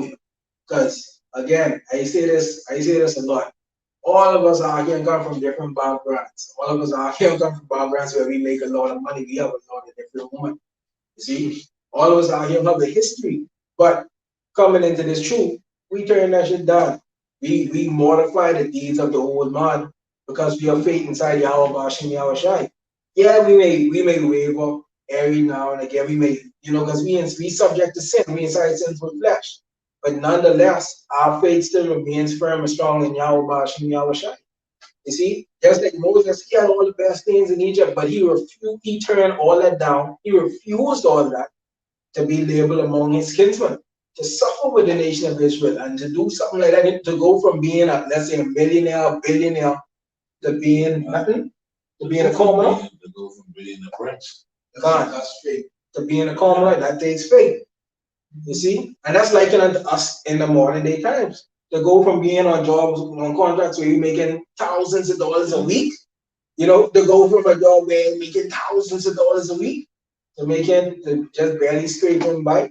That takes a lot of faith, but because when you look at it now, because I just was talking to the half about this earlier today, you have a lot of those who still in the world are doing wickedness, right? They're getting all type of money, they're getting their reparations now. But they ain't making that spiritual investment when Jacob's trouble come and that money can't help them. What they got to fall back on? They ain't got no faith because they wasn't sharpening their faith when they had chance to, right? Right. So you gotta ask what's their financial plan for when that died up. Exactly. That God save you. This is the real money here. There you go. But us, you want to say something? Yeah, no, I don't just say that we've been despised and more or less put down on the word. But the scripture says that you should humble thyself and then over now being brought down to the mistake. That's around chapter 2. See? And when you think about it now, yeah, we suffering now. We don't have the best things now. But right now we may be poor in finances, but we rich in faith. Yeah. And ultimately, that's what matters. You see? Our faith is in the hope of what is to come. And this promise. Let's see, this is Romans 11:33. Oh, the depth of the riches, both of wisdom and knowledge of the Most High. How unsearchable are His judgment and His ways past finding out. This is the true money. There you go. That's why I asked the question for for those who making that money, investing now, that financially, when you can't spend that money, what is going to be your financial plan? You see, this is your financial plan. And then we get that Hebrews 11:26. Right. Hebrews 11:26, it says, esteeming the reproach of Mashiach greater riches than the treasures of Egypt, for he had respect unto the recompense of his reward. God. That's it. See, Moses rated the word of the Most High more valuable than the riches in Egypt, and it far exceeds that. You could take the most valuable thing on earth, and the Most High could take the most invaluable thing in His heavens and His kingdom, and it trumps that million times over. You see, simple as wisdom, right? Simple as wisdom in these scriptures.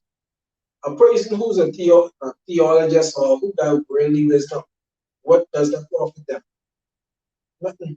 Because even when you think about it, earthly wisdom is still based on the scriptures. Right. There's a parable, I can't remember where it is exactly, when speaks about 10, he gives them $5, $10. That's the money. That's the riches, and you were supposed to go and flip that. Right.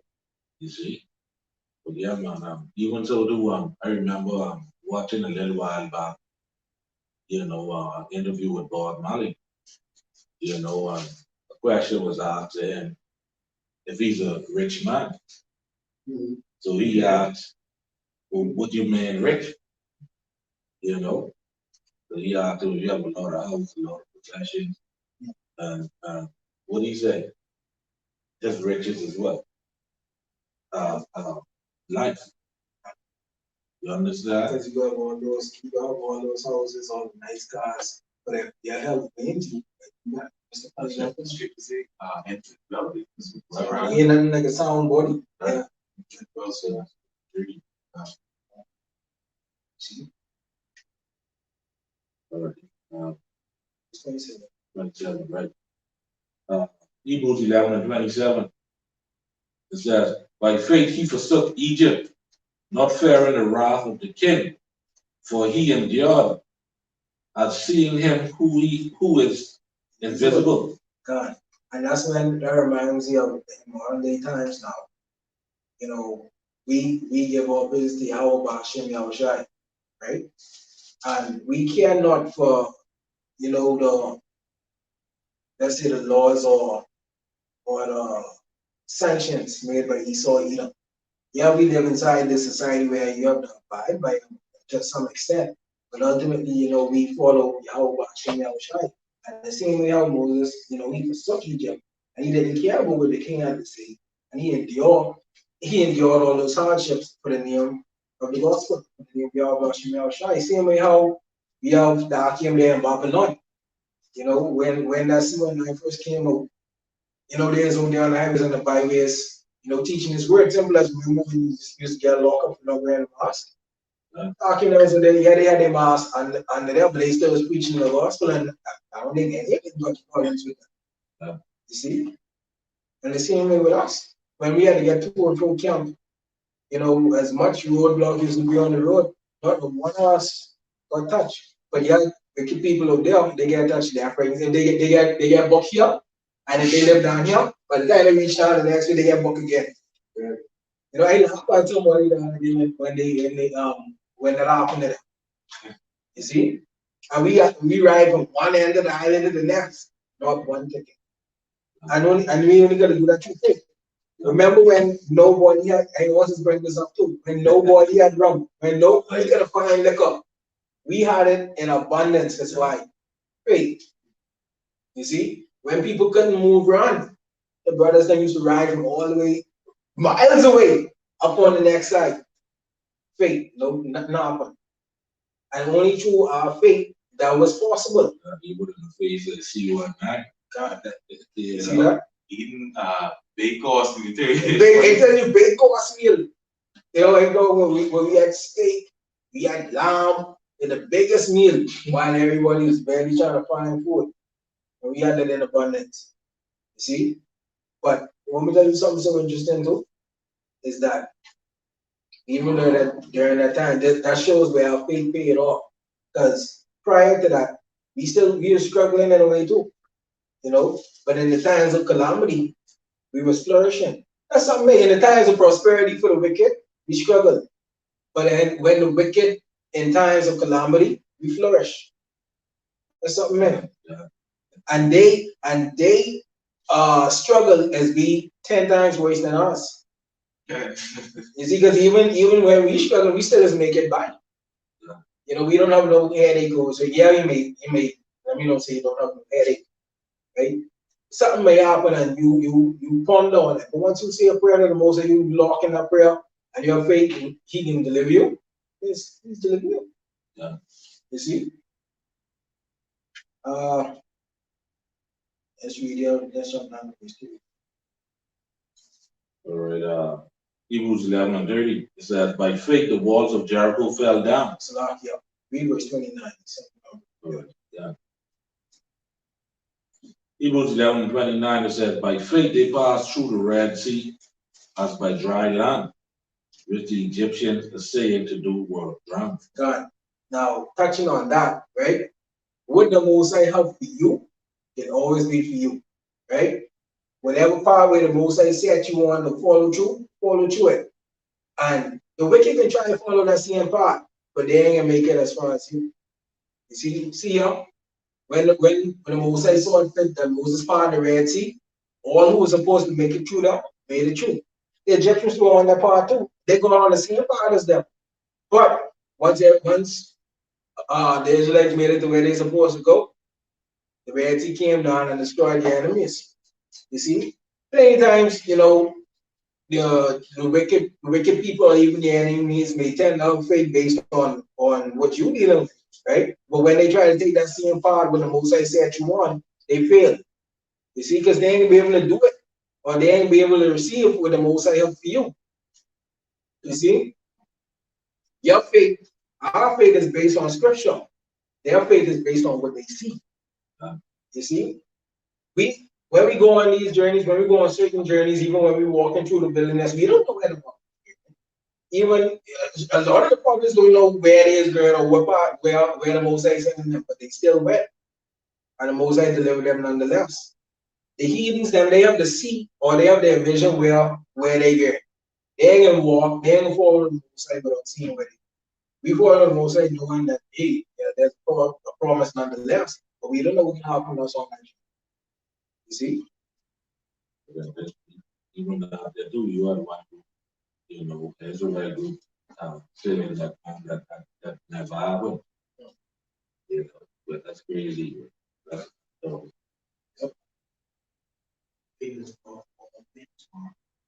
No.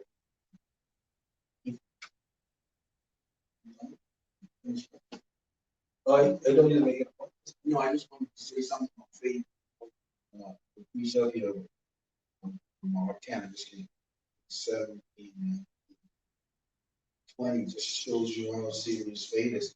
And it's like, this is Mark 10, chapter 17. And when he was gone forth into the way, there came one running and kneeled to him and asked him, Good master, what shall I do that I may inherit eternal life?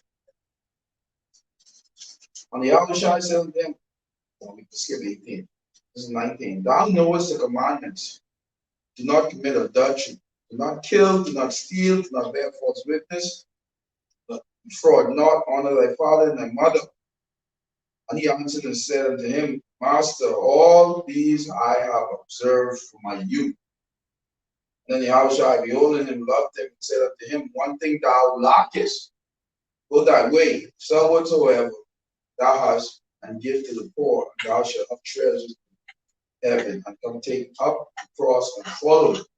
So with that, I figured the Most High was telling him that even though he followed all the commandments and did all of these things, that he was still lacking faith. And that's what he needed for eternal life. Thinking about here right now. That's about the brother. This is Revelation 14 and 12. It says, Here is the patience of the saints.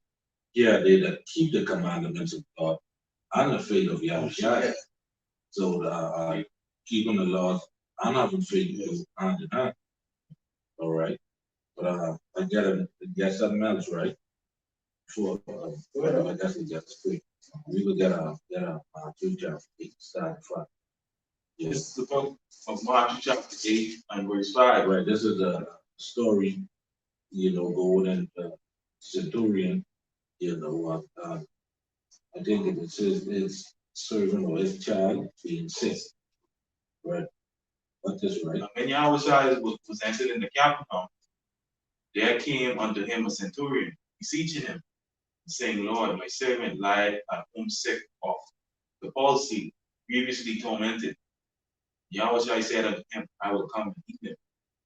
The centurion answered and said, Lord, I am not worthy that thou shouldest come unto my roof, but speak the word only, and my servant shall be healed. Right. The centurion, he said, I guess he was living a vulnerable life.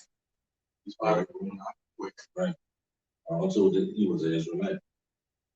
Otherwise, God was evil. Read. It says, For I am a man under authority, having soldiers under me. And I say, got a big position, say to this man, Go, and he goeth, unto another, Come, and he cometh. Unto my servant, do this, and he doeth it. And Yahweh heard it, he marveled, and said to them that followed, Verily I say unto you, I have not found so great faith, no, not in Israel. Right. All right. And then this shows you that, and in Hebrews chapter 11 shows you that only Israelite can believe this prayer. Because it takes faith to believe this. You see? Read. It says, And I say unto you that many shall come from the east and west, and shall sit down with Abraham and Isaac and Jacob in the kingdom of heaven. But the children of the kingdom shall be cast out into outer darkness, and there shall be even a gnashing of teeth. And Yahweh said unto the centurion, Go thy way, and as thou hast believed, so be it done unto thee. And his servant was healed the self same hour. That's it. You see that because he believed, and that takes faith.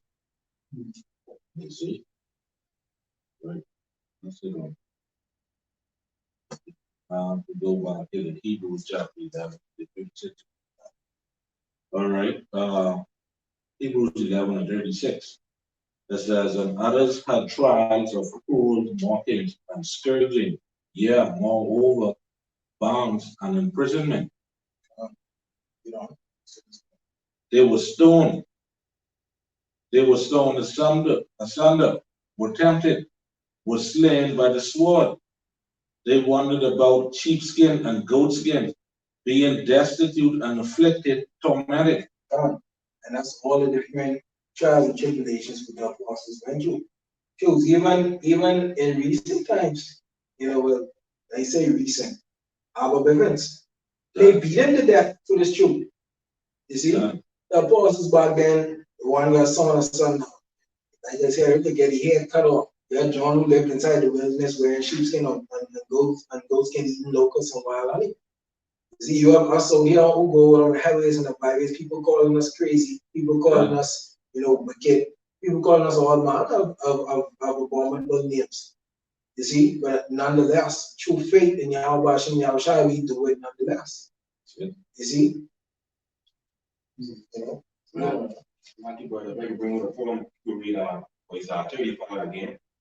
Verse 35, 35. It says, woman receives their dead raised to life again. Salaki, not going into when you read, I think in the book of Kings, but I think it's with Elisha or Elijah, which he raised the woman also with Lazarus. Right. It says, and others was tortured, not accepting deliverance, that they may attain a better resurrection. This is why the apocrypha is a part of the scriptures, because when you read, this is going into second Maccabees, the 7th chapter, with the woman and her 7 sons, where Antiochus Epiphanes, because they don't want to eat swine flesh, they was tortured. It says, not accepting deliverance, that they might obtain a better resurrection. All right, because they was tortured because they didn't want to bow down, they didn't want to eat that pork. So he tortured them, you know what I mean? But by their faith, they didn't accept them, they no deliverance because they wasn't down eating that pork, you know what I mean? And they say, man, we ain't worrying about you, man. I forget what they said, right? But that's what it's going into, Yeah, man. They may see a thing of better resurrection. That way they'll come about spirit and the truth. See? Hebrews 11 and 38. It says, of whom the world was not worthy. They wandered in deserts and in mountains and in dens and in caves of the earth. Of whom the world is not worthy. When we read tormented, of whom the world is not worthy, we getting tormented from those who ain't even worthy of it. We getting tormented by people who are base, who you getting tormented by the filth of the earth. You see? They wandered in deserts and in mountains and in dens and caves of the earth. And even now, they're ain't worthy of us. We being over here on the highways and the byways, teaching this truth, getting treated like shit from these people who we sent here, but who we were sent out to. It was like, see, if some of them ain't even worthy. You see? All right. It says, all these having obtained a good report through faith receive not the promise. All right. Yeah. The Most High having provided some better things for us, that they without us should not be made perfect. Ultimately, in this truth, in this walk, you have to faith. You have to believe in Yahweh Hashem Yahushua that you will have a hardship against you. Yeah, it may seem like you ain't working out. Yeah, it may seem like you can't see your head above. Yeah, it may seem like, that woman ain't listening, or, that money ain't coming how you want it to. But just have faith in Yahweh Hashem Yahushua that He will do it. And plenty times when the Most High call, answer. You see, because the Most High may be showing you the path to take. Because there's a scripture with the quoted me the other day. Wait, the Most High said, wait on Him until He rises to the grave. When the Most High finally revealed Himself, how would you have to know when He rises to the grave? If He say, hey, go and do that, you gotta go and do it, because if you just sit back and still waiting opportunity can pass you. You see? So we have to have faith in Yahweh Hashem Yahushai. And when he say move, move. Alright? Have faith that the Most High will show you and guide you. Yeah, that's what we have. Let me just add this.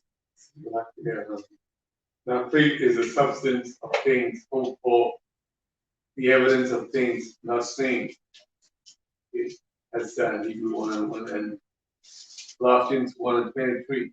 If we continue in the faith, grounded and settled, and be not moved away from the hope of the gospel which ye have heard, and which was preached to every creature which is under heaven, where all I call and made a minister.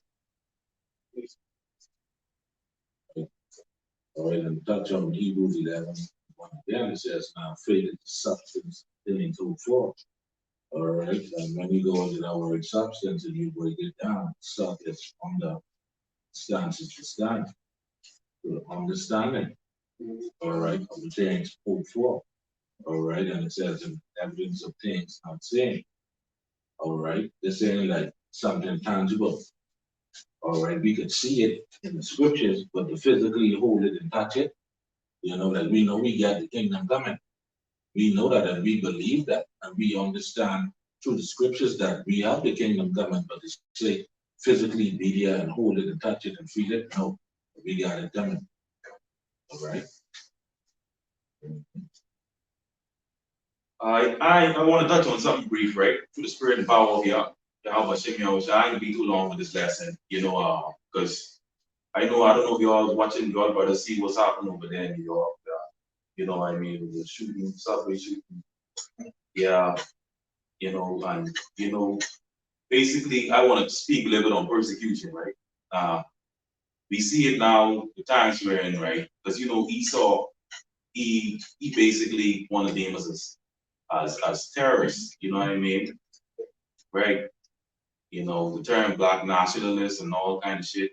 You know, we know how this devil is, we in ignorance of his devices. He just waiting for a false flag now to, you know what I mean, do something to pin on us, you know what I mean, the so-called black Hebrew Israelites.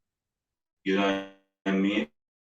But at the end of the day, I want to speak a little bit on persecution because we seeing it now from a small angle, you know, with just people around who, you know, we, you know, interact with sometime, you know, and stuff like that. But, you know, I can go into the Beatitudes and get a couple of other little scriptures because Yahweh say you got to be blessed, man, when people persecute you. Because at the end of the day, if ain't nobody persecute you, you don't go into nothing. You need to check yourself. You need to check yourself. You know what I mean? I mean, it's the Lord ain't dealing with you. You know what I mean? You got to get persecuted. All right? Now, I can prove it also in the scripture because the Lord say, disciple ain't above his master. All right? We're going to get persecuted. And in time to come, you know, we on a small level now, it's going to be far worse. You're going to get your parents, you're going to get your scripture say your kinsfolk, your brother, your sister, whoever, come up against you. You know what I mean? Okay? In time to come. So we can start with the Beatitudes, get Matthew chapter 5, verse 10.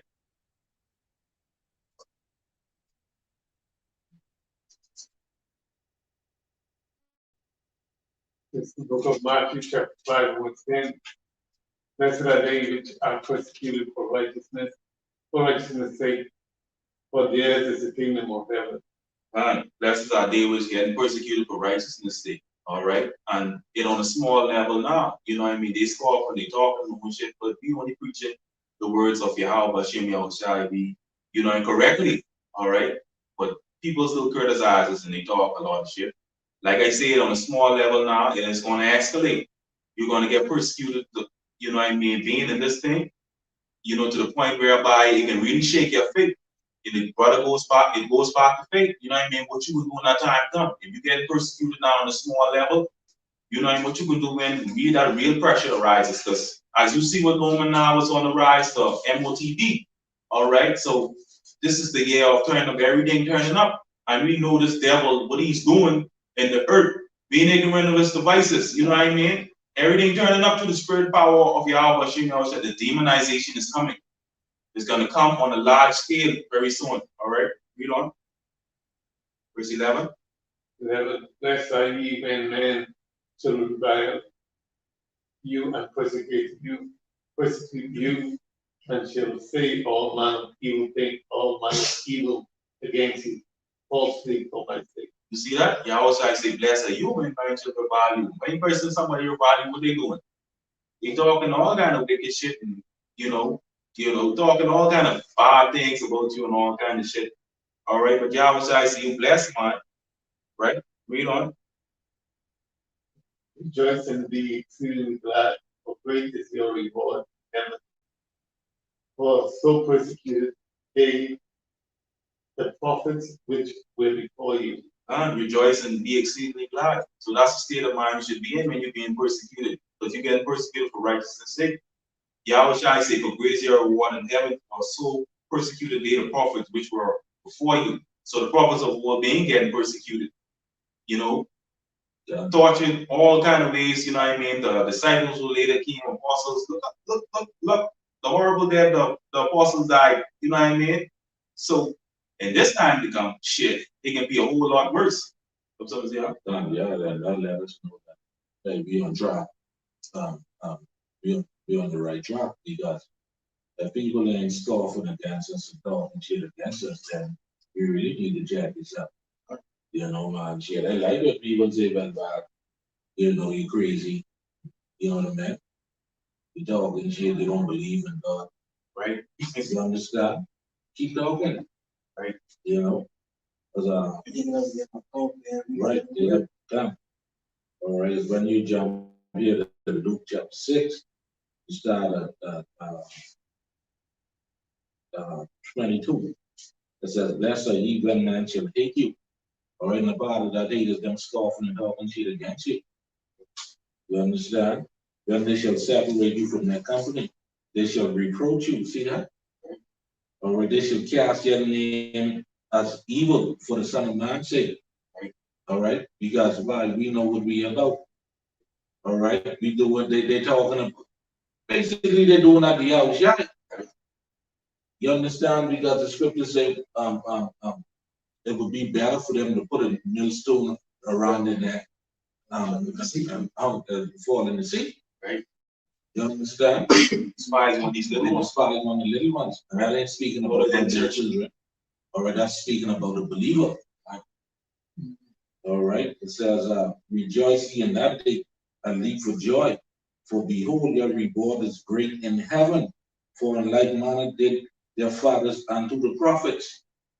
All right, so the same thing back in ancient time, the brother going into faith. Right. You know how Stephen was stoned, how John the Baptist's head was cut off. All right, the same thing they did. All right, but now here's the thing, they didn't have to pay. It's the generation. All right. Yeah, man. Let me jump here to verse 26. All right. This will basically solidify everything right there. It says, woe unto you when all men shall speak well of you. All right. So people talking good with you. But they used to jack yourself. If you're supposed to be in this day, jack yourself. It says, for so did their fathers to the false prophets. Man, you don't hear none of Neil Ellis or T.G. Morrison or none of them names drive through the man. See what I said? But let that be one of us. You understand? Let that be one of the true prophets. Can't get a delegate. That's what it's so good. But the boy named who was showing his coat, the healing and people. Yeah. All Your boy, the singing bishop. What do you get?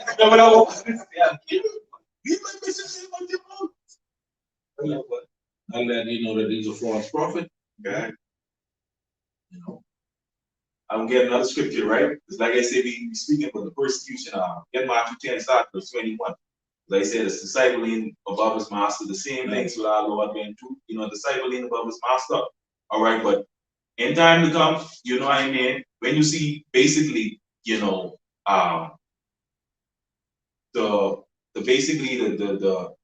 smart but the ground wiki, that's a prelude to see how, the mindset of people All right. But in the time to come when you see that MOTB as being made mandatory, you're gonna have your family members force you to get put to death. And they ain't care because iniquity of violent brother saying the love of many from our school, you're gonna get persecuted hard by your family. It's a small level now, but it's gonna escalate because when you see more of those bird pains, these people can be crazy out here. And what Esau is gonna do through his propaganda, he's gonna come up hard at us. You know what I mean? Of course, these people looking at us with a side eye. That's how it's gonna be. All right. Straight persecution, hard persecution, demonization. If you're an Israelite, you know you call yourself an Israelite, you're gonna see serious persecution in time to come. All right, get Matthew 10 and 21. Matthew 10 and 21. And the brother shall deliver up the brother to death, and the father the child, and the children shall rise up against their parents, and cause them to be put to death. Read on. And ye shall be hated of all men for my name's sake. He that endureth to the end shall be saved. And ye should be hated of all men for my name's sake. We ain't coming in the name of who the people call Jesus. We celebrate Easter right now. We come in the name of Yahweh Hashem Yahushai. So you're gonna be hated for all men's sake. All right. You see what the disciples will later keep apostles, what they went through back in. All right. You see they went through in times past. It's gonna get more amped up than time come. You know what I mean? They went through a whole lot. All right. Okay. The scripture says, "He that endured to the end, the same shall be saved." So ain't nobody saved. All right. If you endure to the end, the same shall be saved. You gotta endure to the end, man. Right. Read on. 23. But when they persecute you in this city, flee ye into another. For verily I say unto you, ye shall not have gone over the cities of Israel till the Son of Man come. Read on. The disciple is not above his master, nor the servant above his Lord. All right, this is the words of Yahushua. The disciple is not above his master, nor the servant above his Lord. So the same things Yahushua went through, we going through the same thing. Or we can go through the same thing. All right? Watch this, but I can show you, you know, you're going to get demonized. They call it a devil or demon. You know what I mean? All kind of title, wicked name, or these people can just have you in derision, man. Okay? Read verse 25. It says, it is enough for the disciple that he be as his master, as a servant, as his Lord.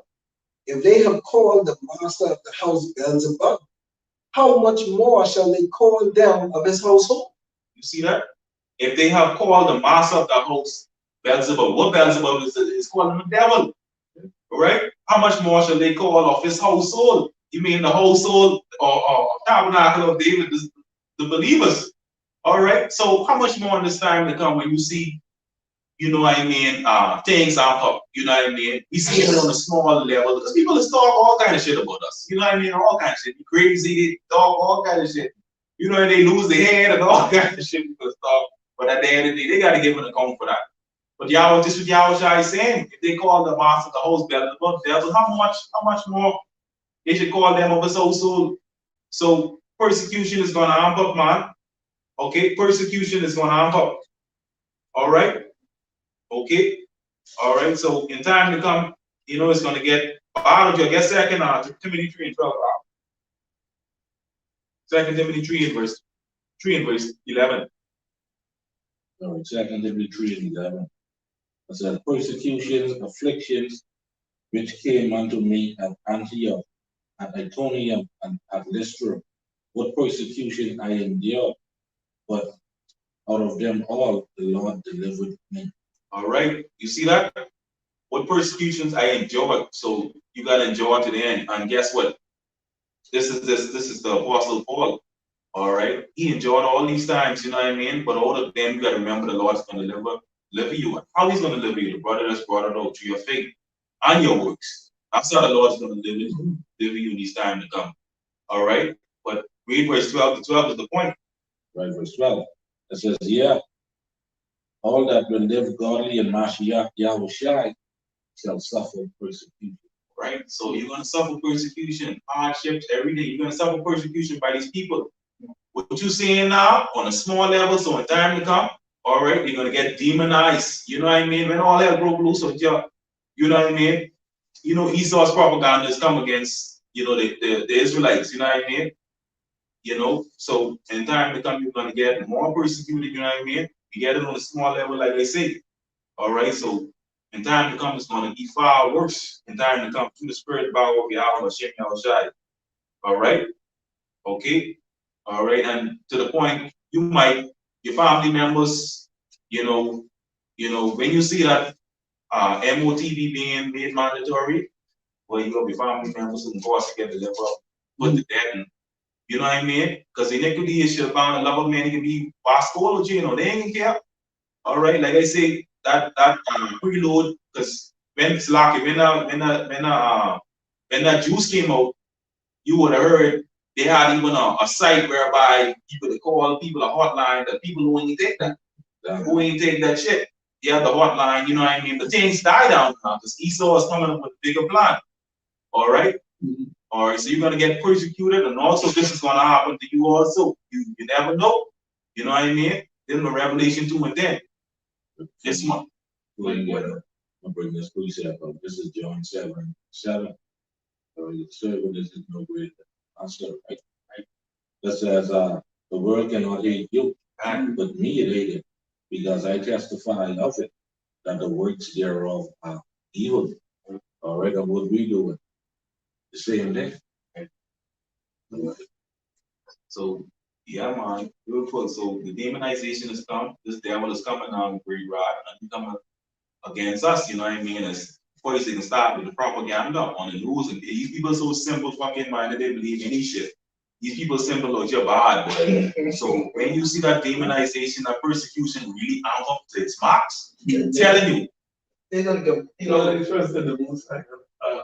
God, they look themselves. The right, right. The same way you say your family are going to give a lot of us up to this and this MOTV. If you can look at it and see that this is going to happen already, just from the C19 and what was happening, right? You know what I mean? The problems they was giving you, well, you with that, or you this, you not with that. See, that's what I'm So saying. what if it was somebody looking for you for that? You know what I mean? Right. I'm trying, so it's the same thing. Right. They've already used us to what's coming. Right. The brother always to say, when you see that time come, you can have to fall off the grid because they can get so bad with you. You can gotta fall off the grid. Back to the brother say, the brother saying with your faith, what you can do?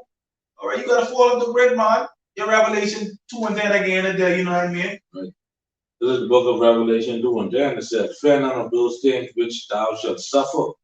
Behold, the devil shall cast some of you into prison, that ye may be tried, and ye shall have tribulation 10 days. But be thou faithful unto death, and I will give thee a crown of life. Right. Fear none of these things, but thou shalt suffer. So, you might be thrown in a concentration camp or whatever. The police might be looking for you. Like I always tell the brother, I always have dreams about these police just chasing me. I sometimes wake up frightening. I say, man, why have all these dreams about police and things? You don't know. It's a time of trouble when coming on this earth. You don't know what the Lord of everybody different lot. What he can put you in when you see that time come. Your Lord may be different from my Lord. You don't know. If you don't have no faith, you can crumble in these time to come. Okay? You might be thrown in prison. What you can do? Yeah. All right. It says, behold, the devil shall cast some of you in prison, that you may be tried. You shall receive tribulation 10 days. That's a period of time. Be thou faithful unto death, and I'll give you a crown of life. So enjoy to the end, man. That's all I can tell you, man. And, don't worry about persecution, man. And on a small level now, it's gonna come out of. It's gonna escalate. So hold on to the faith, like the brother say. You know what I mean? To the end, man. That's what it's all about. Yeah. That's all I have to say on that. I have a precept to share. Go ahead, brother. This is First Peter 4 and 12. Beloved, thinking not strange considering the fiery trial, which is to try you, as though some strange thing happened unto you. So don't think it's strange, as some strange thing happened unto you. This is what all the prophets are. These are the things that we should be prepared to endure. Okay? Because we are our goals and our hope is in another life, is in another kingdom, not this. Okay, so we don't have no concern about what is to happen to us. We should not be concerned about that. And I hope to God that He strengthen us all and give us that courage, to stand up to the while, that whatever persecution we have to go through. Okay? And verse 13, but rejoice in as much as we are partaker of Mashiach suffering, okay? That when this glory shall be revealed, ye may be glad also with exceeding joy. Okay? So when this glory is revealed unto us, okay, and the world looking upon us, okay, or the world that is no longer in existence, of those that who think evil of us are being destroyed, and we are being lifted up to glorified. That's what we should be what happened. Verse 15. But let none of you suffer as a murderer, or as a thief, or as an evil. Okay. The end is 14, sorry. If he be reproached for the name of Amashiach, happy are ye, for the spirit of glory and of God rested upon you on their part. He is evil spoken of, but on your part, he is glorified. So the Most High is evil spoken of, but word, okay, but on our part, we glorify him. See, because the world will know him. The world consider him, okay, to be, okay, an evil being, or they have another, they consider another for their God, for their, who they worship, who they love to. See, That's why when they scoff, they encourage them to keep scoffing. Like the brother mentioned earlier, every idle word they have to give them account for. Our part is glorified, and their part is evil spoken up. And the scripture says, what is a fearful thing to fall in the hands of the living power. All right, and we know the terror of the Lord. That's why we persuade men. Verse 16. Yet if any man suffer as a Mashiach, as a Christian, okay, as an Israelite, let him not be ashamed, but let him glorify God on this year. Okay, so if you suffer persecution, don't be ashamed or be take it as a curse or total damnation or whatnot. But we should be glorified. So you say, count on joy and go to that expectations. And shall reply you. Okay. For the time has come, verse 17, that judgment must begin at the house of God. And if it first begins at us, what shall the end be of them that obey not the gospel of God? And if the righteous scarcely be saved, where shall the ungodly and the sinners appear? Okay, wherefore let them that suffer according to the will of God commit the keeping of their souls to him in well doing as unto a faithful creator. I said the scripture with Book of Sirach, I don't remember exactly that strive for the truth and the death. The Lord fight.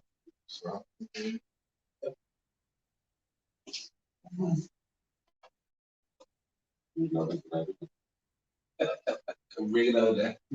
So I'm calling it strive for the truth and death. Yahweh shall fight for you. So,